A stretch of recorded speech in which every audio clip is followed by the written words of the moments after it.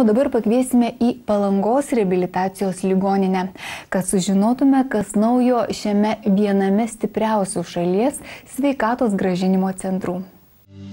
Palangos reabilitacijos ligoninė daugiau nei 20 metų grąžinanti viltį gyventi pilnavertį gyvenimą tūkstančiams žmonių ir vėl stebina pasiekimais ir džiugina naujovėmis.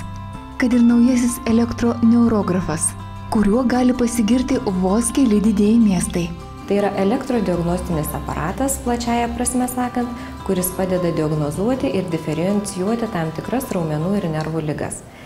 Jeigu siaurąja prasme žiūrint, tai elektromiografu mes galime žiūrėti bioelektrinius potencialus vykstančius raumenyse ir juos registruoti ir paskui natūraliai analizuoti. Elektroneurografu metu mes žiūrim impulso plitimą nervu ir vertinam amplitudę, latentinį periodą, impulso plitimo greitį ir iš to galim nustatyti kai kurias ligas. Kokios tai būtų ligos? Tai būtų įvairios miopatijos, neuropatijos, neuronopatijos, raumenų ir nervų jungties ligos. Taip pat gali būti prie neramių kojų sindromo, jeigu yra mėšlungio sutraukimai, diagnozuojant kai kurias diferencinės, kada mums reikia, polimiozitus. Aparatu Viking Quest tyrimas vyksta vos keliolika minučių, tačiau norint teisingai diferencijuoti ligą, jis nepamainomas pagalbininkas medikui. Gydomoji procedūra vandens takelis, kurios metu atgaunama judėjimo funkcija, taikoma pacientams po insulto, stuburo diskų pažeidimo, išvaržos operacijos. Moderniai įrengtame nedideliame baseine su stiklinė siena pacientas atlieka judesius, kuriuos stebi ir koreguoja kineziterapeutas.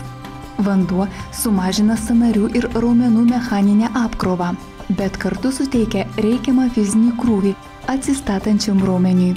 Tai pasiekimi puikūs rezultatai. Moderni medicininė įranga Palangos reabilitacijos ligoninėje leidžia sudaryti kineziterapijos procedūrų planą ir siekti tikslingo efektyvumo. Po menisko trūkimo, raiščių plyšimo, skoliozės ar kitų priežasčių atsiradus pakeitimams eisenoje ar laikysenoje, juos precizišku tikslumu fiksuoja įrenginio kompiuteris ir pacientas ir specialistas tai mato ekrane. Kai tu bandai sukoreguoti tą stovėseną paprastai prieš veidrodį, tai yra sudėtingiau. Bet kai tu tyri ant aparato, panaudojant aparatą ir tu turi vizualiai vaizdą, ką parodyti žmogui, kaip tarkim ir šiuo atveju, tu gali paaiškinti, kad stovima konkrečiai šiuo atveju per fiksuotą 30 sekundžių laiką, jeigu reikia ir ilgiau, jeigu žmogui reikia apsiprasti, mes duodam pastovėti, pakalbam, pripranta ir tada darom tyrimą iš naujo. Ir galim pamatyti, kad daugiau remiasi ant kairės kojos, nei ant dešinės kojos ir akivaizdžiai mes jam įrodom. Po tokio tikslaus tyrimo, pritaikius kineziterapijos procedūrų programą, stovėsenos ar eisenos pagerėjimą, galima pamatyti jau po 8 procedūrų. Balandžio mėnesį ir taip niekuomet naujovių nestokojančią ligoninę pasiekė itin džiugi žinia.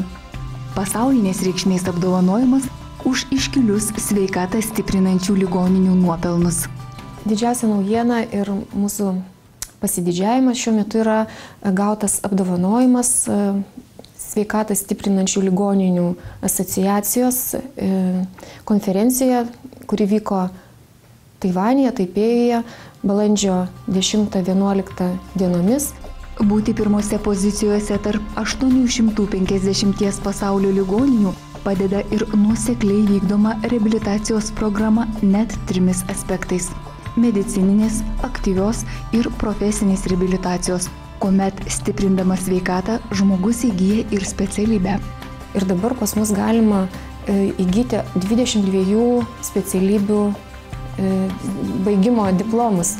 Tai yra ir juvelyrai, ir smulkaus verslo administravimas, ir floristai, manikiūrininkės, siuvėjos ir eilė kitų. Šioje ligoninėje teikiama profesinė reabilitacija jauniems žmonėms svarbi kaip ir sveikata, tačiau be jau minėtos aktyvios reabilitacijos būtų sunku net savo namuose išgyventi. Vilija šioje ligoninėje dirba aktyvios reabilitacijos instruktorė. Tai, kad nelaimingas auto įvykis prieš daugelį metų ją pasodino į vežimėlį, tik sustiprino moters norą būti savarankiška ir to mokyti kitus. kurie jau grinai yra po traumų, kurie sėdi vežimėlį, žmonės nori kuo greičiau kažkiek tai lipti į tą vežimą, kuo greičiau išvažiuoti į tą lauką, ten savarankiškesnį, kad galėtų patys nuvažiuoti, ten persikelti į tualetą, į vonę, atsiprausti patys. Aišku, su priežiūra, su mūsų ir kad ten aš parodau, kaip reikia, nes iš tikrųjų sako, man dar tokie dalykai neišeis, nes aš dar nevaikštau ir dar nejudinu kojas. Sakau, aš irgi nevaikštau, nejudinu kojas, bet sakau, man išeina, parodai, kaip persidė ir sako, kaip iš tikrųjų labai paprasta. Pabandysiu ir aš, pabandau, viskas normaliai, viskas gerai išeina. Ir vien kažkokį tokio biškį savarankiškumo, kai jie galėtų ir patys kažką tai nuveikti ir biškį lengviau tiems namiškiams būtų, pavyzdžiui, kaip namuose, kai jie savarankiškai nebūtų pririšti namiškiai, kai galėtų į darbus išeiti.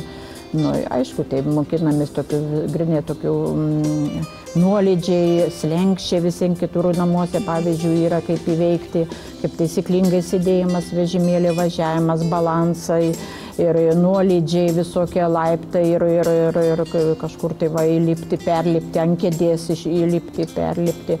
Tokio aktyvaus tipo tokio judėjimo iš tikrųjų po tokių traumų reikia, nes kuo greičiau pradedi tai daryti, tu greičiau kažkaip įsisavini, tau gerai, nes tu pats jau darai, tau patinka ir kažkaip ir taip ir pasilieka, paskui jau, kaip sakoma, jau nebenori, kad kas nors be padėtų. Su Vilija šnekučiavomės tik ką įrengtoje aktyvios reabilitacijos saloje, kur vieni kitus suprantantys žmonės galės ne tik bendrauti, išsikepti kepsnį, dalintis patirtimi, bet greitų laikų sumontavus tam tikrą įrangą ir iš vežimėlio į valtelę persėdus ir pažvejoti. Palangos reabilitacijos ligoninėje viltis išties sugrįžta ir vėl išmokstama svajoti. Daugiau informacijos galite sužinoti internetinėje svetainėje www.prl.lt.